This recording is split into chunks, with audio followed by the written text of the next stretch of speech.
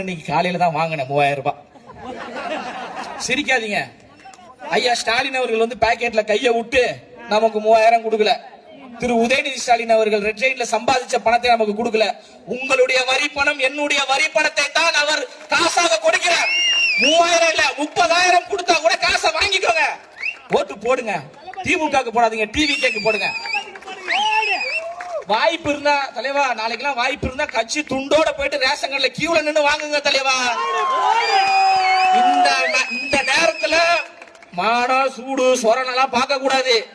தரது நம்ம காசு. 3000 ரூபாய்க்கு எக்ஸ்ட்ரா ஒரு 3000 போட்டு 6000 ரூபாய் கொடுங்க ஐயா ஸ்டாலின் அவர்களே கேளுங்க, தப்பு கிடையாது. நம்மளுடைய காசு தான். தைரியமா வாங்க. நான் வாங்கிட்டேன். மாவட்டம் வாங்கிட்டீங்களா இல்லையா? வாங்கிடுங்க. ஏன்னா நிறைய பேர் நம்ம பசங்க தீய சக்தி திமுக திமுக கொடுக்குற காசே வேணான்றாரே. அது திமுக கொடுக்கலடா, நம்மளுடைய காசை நமக்கே கொடுக்குறாங்க. வாங்கி கொள்ளலாம், தவறு கிடையாது.